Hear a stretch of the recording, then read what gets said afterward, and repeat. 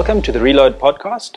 I'm your host, Henk Becker, and joining me today is Pierre van der Walt, published author and widely regarded expert on reloading. Welcome, Pierre.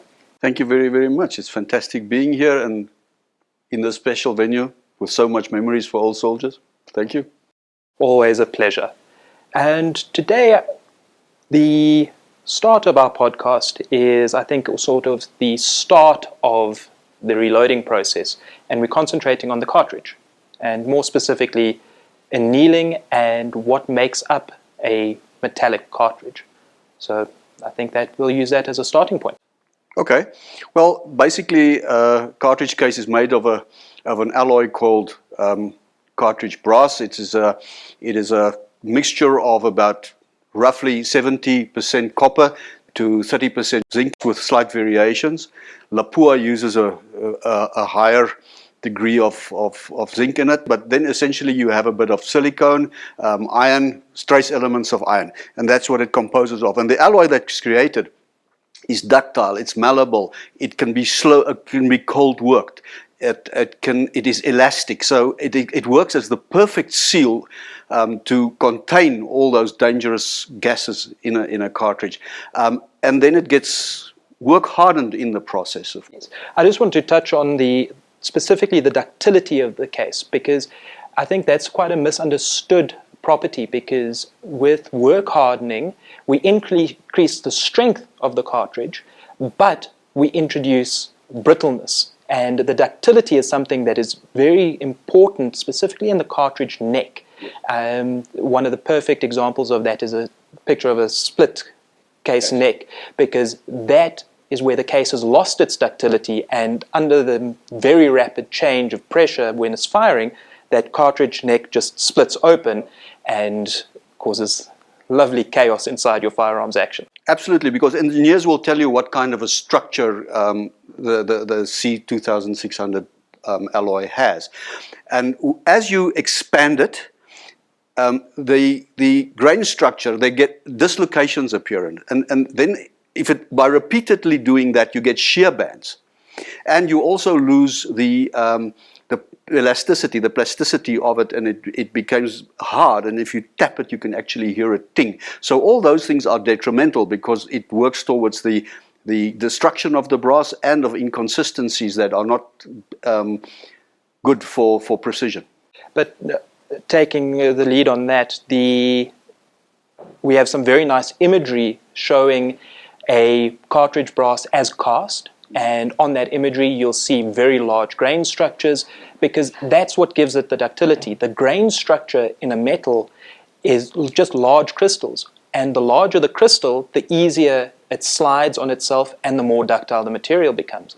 But as we work harden the case and we start stretching it and shrinking it and going from a puck to a drawn cup to a cylinder, all those processes add to the work hardening, and as we move through the work hardening, you can actually see the difference between as cast, a 30% reduction in thickness, a 50% reduction in thickness, and then ultimately a 70% reduction in thickness. You'll see on those images how the grain structure become fractured, disjointed, and very much smaller grains.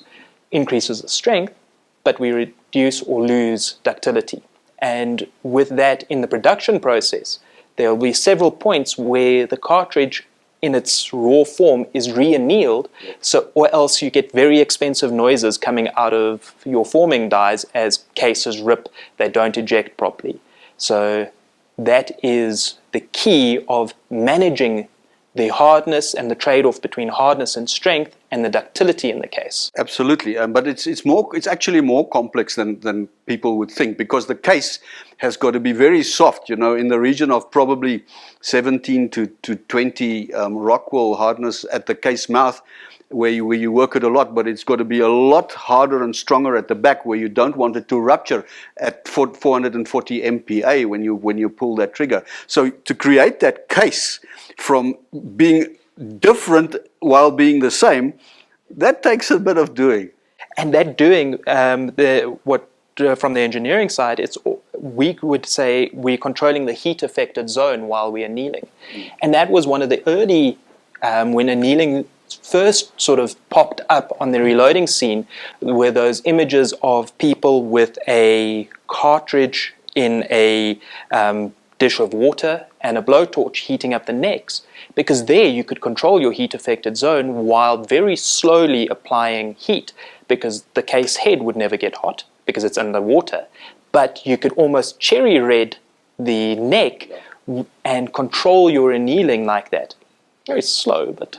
The problem that we experience with that in the reloading side is having the water at the bottom and the heat at the top. There is a point on that case body where the temperatures change rapidly, and that created, you guys as engineers would understand it better, but almost a sort of a hardness ring that caused problems for us, because that was an inconsistency in the case. You didn't have a uniform change in the hardness. There was a very Correct. abrupt change. Yeah. And one of the things that we were worried about with a cartridge case is case head separation. Yes. Now we've created a perfect stress riser Yes. for case head separation. A shear band. And I think that's very well put as a shear band. So picking up on the temperature gradients and how that affects it, we have quite nice imagery and data on how a cartridge at 270 degrees Celsius for 30 minutes, there's virtually no change in the hardness, where we have to start picking up the temperature till we reach a critical point where you see a very sudden change. And now that falls back into our annealing and the rate at which we have to apply the heat. Is that correct? That's because, yeah, the thing is, you can anneal at a low temperature for a long time. The problem is then the entire cartridge case heats up and everything gets annealed. And you don't want the soft rear part, you want the hard rear part. Probably about 5 times harder than at the mouth, if not more, or somewhere thereabouts. So the ideal is to heat the area that you want to, that must remain ductile and malleable, to heat that up quickly and then remove the heat so that whatever heat dissipates down the case does not affect the hardness at the back. And that is where time is coming in. In the beginning, you know, when we experimented with these things, we made some serious mess ups and we had some spectacular results. I'm sure a case head failure at 4400 MPa is less than ideal and tends to limit the longevity of a firearm. Yeah, it's lovely when you take a cartridge case out that has been annealed across its entire length, and it looks like a peeled banana when you take it out. You should have seen the eyes. Hopefully it wasn't one of your firearms. It was mine. I was always the one that's causing the nonsense. That's how I learned. We didn't have internet. So picking up on that, we are now looking at controlling our heat affected zone and delivering the right amount of heat to the case mouth, because we've established that that's where we need to anneal, because that's where most of the work hardening occurs. Is that correct? That is correct. You know, when we started off, we used a flame. The problem was how hot is the alloy. You have charts with colors, but everybody's visual perception is not the same. So that was a problem. Then we discovered a thing called Tempilac, which is an engineering temperature fluid that changes color at a certain temperature, and that helped a bit. But it still was, actually it's a thumb sock, whichever way you look at it. Then we tried to go to other means. We tried the salt bath, which is, it's just not hot enough and you've got to leave it in too long. And then came the stuff that you guys are involved in, induction annealing. And that is just like... That's a game changer. The discovery of the flush toilet and the fax machine, you know, it just changed the world. Yes. So one of the things that we term the flame annealing is it's best guess annealing. Yes. Because you're introducing the flame to it.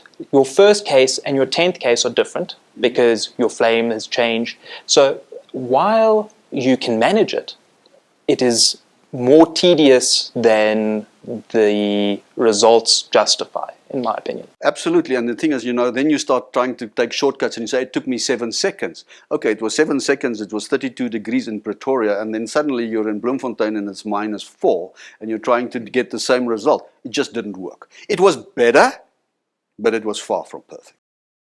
One of the predominant reasons that we've actually started annealing, specifically my reloading career, has been to extend the cartridge life. so that we avoid split necks. Have you seen a marked increase or change in cartridge life with annealing? Yes. I used to, I had a 243, for example, which we all know is a bit of a problematic mistress to have. I used to do 9, 10 loads before I would start getting splits. Now, I've had a situation where I went up to almost 40 without a problem, and I just discarded the cases because I was getting nervous for no reason. I couldn't find a problem, and I thought I was overlooking something, so I just left it. But then they were annealed every time. We've had very similar experiences and results with the 308, where after 8 to 9 loads we were getting case neck splits, and I think we're now nearly 30 or 35 loads on the same brass. Again, you start questioning it. What's wrong? Why are these lasting so long? You're not trusting science. That's the problem. You're Yes. an engineer. You should trust it. I can doubt it. You shouldn't. So from there, I think that's where a lot of the initial information on annealing came, just the extension of cartridge life, and as price sensitive as we are now, especially with premium or high quality cases, people want to stretch as much as they can out of a brass cartridge. And from there we've developed the initially it was a secondary benefit, but now many people see it as the primary benefit of annealing, which is an increase in consistency. We stumbled onto it. Okay. We stumbled onto it. I mean, suddenly we found that precision improved, and we had to figure out why. And then only did we realize that because your neck tension is consistent, your bullet release is more consistent. And because the bullet release is more consistent, your extreme spread and everything drops. And suddenly we found that benefit. And now that has become the primary benefit, because we have really become crazy about precision. I think what our precision expectations are ridiculous, are not what it should be, because everybody believes that every gun can now shoot 3 millimeter groups or 4 millimeter groups or 5 millimeter groups. I have always failed to kill an animal with a group. I normally do it with bullets. And the other thing is, we are now spending millions and millions and millions. I mean, we've got scales costing so much and so much. We shouldn't be measuring groups in inches and millimeters anymore. We should measure it in dollars. Yeah. So almost a return on investment for a given group size. One of the problems in that field, I always think, is rather than measuring group size, is the rifle or firearm fit for purpose? We in the hunting field very often call it minute of impala. Yeah. Is, will that firearm do what you're expecting it to do, and will that firearm do what the shotist is capable of doing? I have rifles that outshoot me all day. The rifle's no longer the problem. The pink squishy thing behind the trigger is the problem. So, touching on the increase in precision, the uniformity of neck tension has become the main driver. So, moving to turned cases, moving to the annealing after every firing. Why is that such a critical component in the reloading process of minimizing variation there? Well, if you want to put something through the same hole hundreds and hundreds of yards away from you, you've got to do everything exactly the same every time. And if your cases vary, if there's variation in your cases, there's variation in combustion, there's variation in bullet release, there's variation in muzzle velocity, and that translates to imprecision, if I might call that. What I do think is, not everybody understands that the case is the foundation. Without the perfect case, you cannot even attempt to achieve the perfect shot.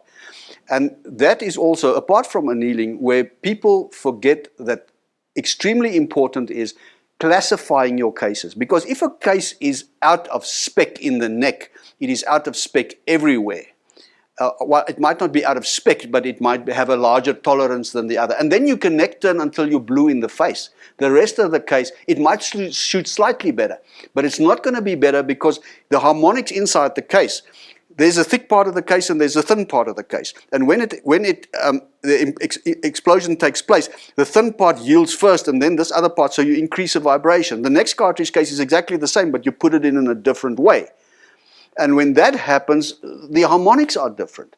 So that is why you have to pick a case. You've got to classify your cases ruthlessly to achieve results. And then only will stuff like, then probably neck turning doesn't even become so important. And then suddenly annealing is elevated to introducing the most consistency in the discharge of the projectile. I think what the best way of putting that is saying, if you don't start with a good foundation, yes, whatever you build on that foundation, you're going to chase your tail. You're not going to have the results that you're expecting. Now, not only can we control how much energy we put in, we can control where we put it in and how it's delivered. We can pulse it. The beauty for me about induction annealing is, you know, you think you have a flame with a gas that burns on the case neck, but it's not consistent. And as your gas pressure changes and stuff, but induction annealing, and it is super fast. What I really appreciated is how much faster the heat point is reached, the treated point is reached, and which I understand, and you please explain to me if I'm wrong, that it sort of saves the rest of my case from any undue influence. That's very much the advantage that we have because we can control the heat input. The heat input is incredibly large relative to a gas burner. Yeah. So in our case, we draw almost 2 kilowatts while we're putting that in. So that's, to put that in perspective, that's your normal kettle that is in your kitchen. We draw as much power as that kettle, and we can focus that heat exactly where we want it, which means we can apply the heating for fractions of a second, at worst maybe 2 seconds for a very large case, and only that area of interest is heated. So by the time that area is heated and annealed, the cartridge is out of the induction coil, is no longer being heated, and the heat affected zone has a very nice gradual taper because we're not quenching, we're not standing it in water. The heat affected zone gives a very nice temperature gradient to the larger areas so we don't create that stress ring that you experienced early in the reloading days of the water bath. The requirements, though, in the annealing systems has become so great that we are sacrificing very often simplicity in the case of a gas annealer and sacrificing that simplicity for consistency. Yeah. And as we've discussed, the consistency is what we're after. It actually doesn't matter what you do, as long as you can do the same thing every time. The point is, induction annealers has changed it completely. I don't know whether we're going to see other technology in 15 or 20 years, but right now, it is the state of the art. You cannot actually do without it if you have any degree of seriousness about precision or if you want to be cost effective. Once you start annealing, even if you don't do all the other things correctly, you'll see it immediately in that. And that means more consistent and repeatable trajectories. When I started annealing, we were with a standard deviation in the 40s. And if we got below that we were fine. Right now, if you get to standard deviation of 10, everybody is looking at you as if you're an idiot. Yeah, your skill is questioned when you don't have single figure SDs. Yeah. So with that, I feel that the progression of technology and the adaptation of induction annealing is becoming more important. One of the major things that we've seen with the induction annealer, and specifically our system, there's not a variation between manufacturers on their chemical makeup of the brass. Rather, there is a geometric or the physical characteristics or the thickness. There's dimensional tolerances. And we've found that if you change the composition of the brass from the cartridge brass to a point that it reacts differently in an annealer, you've lost all the other properties of brass that are attractive. You no longer have cartridge brass. You have some other material. and only then do you see marked differences in annealing times using induction. So from our perspective, geometry of the case, measuring your case, getting that data into our system correctly is critical. Yeah, absolutely, because a thick PMP case, the annealing of that vis-a-vis a thin Winchester case is different. Remember, although not everybody uses the exact same 2600, they might use 601 or even a month's variation of it with even more zinc in it. They still have to operate within a spectrum of characteristics. So the chemical composition, in my understanding, might be slightly different, but it's 2% nickel over here, or zinc over there, or maybe they've got a little bit of silicone, which the other guy has got lead, and some people even put silver into it, that kind of thing. But the volume is indeed the issue, and that's why if you have a thick case and you do it on one of the, you can do that if you use the AMP system where they actually destroy it.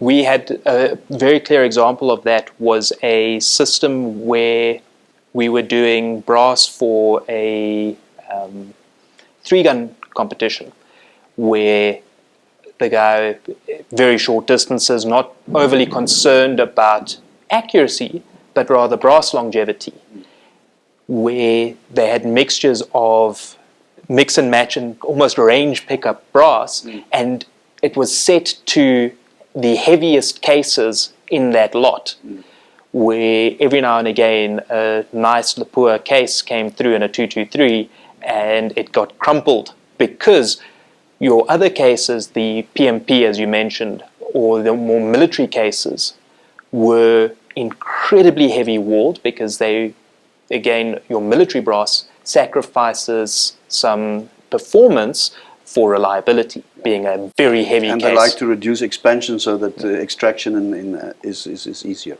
You know, I get confronted with virtually every reloading tool on the market, and it comes via my desk, and everybody asks me to look at it.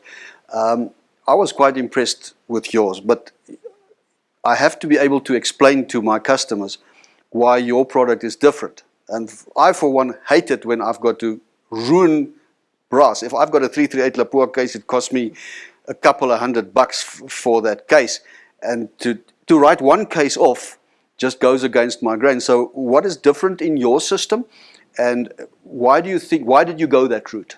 So, as we discussed earlier, the main variation is in the geometry of the cartridge. So our system is driven by data, because as a reloader, your main quest is more data. The more data you have, the better your decision making on load changes or any adjustment like that. So with our app, we guide the user through setting it up, then taking the measurements that we need from their fired cases, rather than sacrificing a case and relying on the machine to make essentially a correction from that point, taking drive it till it breaks and then two steps back. A semi-informed calculation. Yes. Am I understanding you correctly? Yes. What we do is we create a calculation where we drive the entire system on data. We take geometric data based on the cartridge dimensions from a fired case, where you've neck turned it, whether you have done any trimming to the cartridge. So we don't work on, oh, it's a 3006, it'll be 63 millimeters long. We take that and you put that data in. We ask you to measure everything from the case overall length, from the base to the shoulder junction, where the case mouth meets the shoulder, where the shoulder meets the main body, and then one case neck down from the shoulder to body junction. Those are all measurements that we require, and from those measurements we calculate exactly the mass of brass that's there, because that mass of brass is what we're after. Okay, but if I now change the equation in the sense, you know that the brass comes in and it comes from thin to thick, and you make certain measurements and the data that you... Now I go and turn my necks, and I turn them slightly excessively. Will that impact on your data? As long as you've updated it and said you've gone from a 7.8 millimeter or 7.82 millimeter outside dimension of your neck to a 7.80 millimeter. Okay, so from that I assume that you have a separate data for the neck, separate data for the shoulder, and the third data for the top of the shoulder. And if I change one of them, I can only change the neck, and I put that data in, it doesn't affect it doesn't affect the overall calculation, but what it does is it drives the result of that calculation, because you have now obviously reduced the mass. Yes. Once you've reduced the mass, we're now working on having a better model. So a generic 308 case, if you use all the standard values from the SAMI or CIP database, will get you close enough. Yeah. But that's your starting point. Your case, your rifle, your chambering, all of those will be different from rifle to rifle and case to case. We now take that, and with that scrutiny that we're putting the case under, we put the dimensions of the case under scrutiny too, because that affects internal pressure. All of those other variables are driven from the geometry of the case. Yeah. We now capture that geometry of the case, and we make a data-driven, informed calculation about coil position, timing, pulsing of the coil, to make sure we do not overheat excessively thin necks, as the case may be with your cartridge, where there's a steep step between the case mouth and the shoulder. We will then adjust the way that the heat is pulsed into that system, because we don't want to melt the case mouth, but we want to make sure that the heat is in the shoulder. Okay, so am I correct in understanding it as follows? First of all, because we're working in a temperature range, a very small or minute geometric difference, a very small one, is not really crucial in this, because it will be applied to all of the cartridge cases in that batch. Yes. So they will still be consistent. Yes. Is that correct? As long as that cartridge that you are measuring is a fair representation of the cartridge they should be, because they shouldn't. Yeah. So again, you have to be very careful with the data that you put into any calculation. What is the app called? So we have the Reload app, and it's hosted on all the common platforms, so iOS and Android, and it's available on your tablet and your cell phone.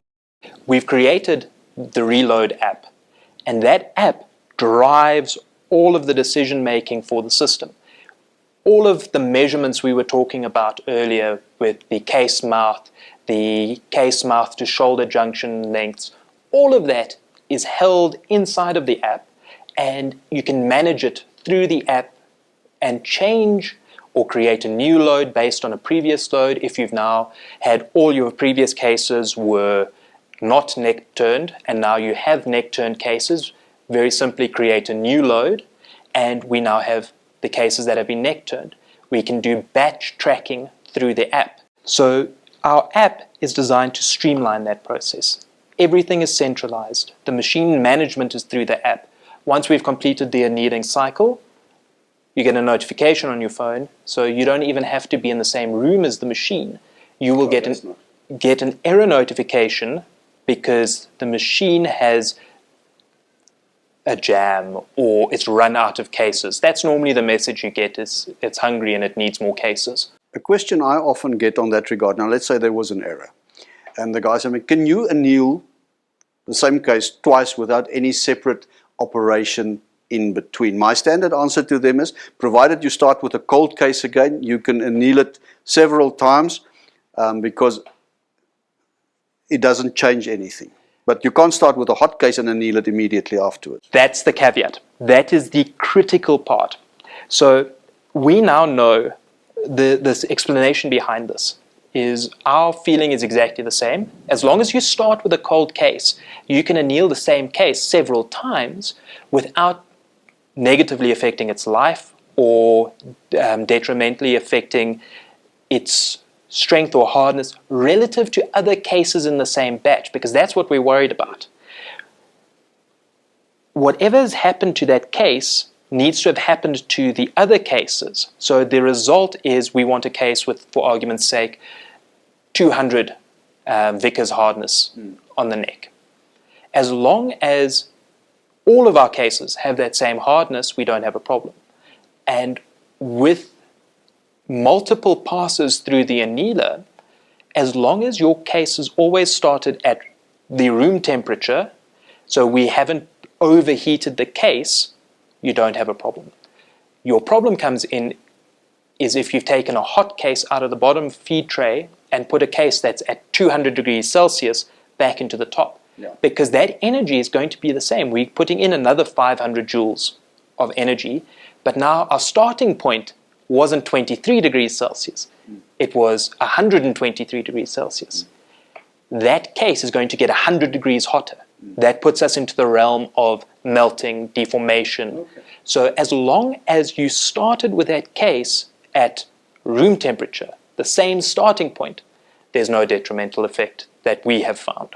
Okay, I'm going to take a photograph of you, put it up behind my desk, and every time anybody asks me, he says, that's what he says, and if you find a problem, I can put you in touch with him. Just another thing that we haven't touched on.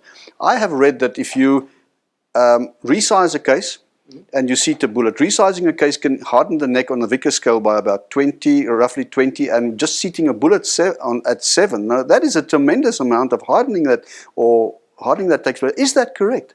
So there is a change because any deformation of the case will create work hardening, because the change in the diameter when you squash it down, so neck sizing, you're going from maybe taking 0.2, 0.3 of a millimeter off of the diameter of the case and sizing that down, you're going to get a change in that grain structure. You're going to get work hardening. I just wondered whether it was as massive as that, or it could be as massive as that. It can be.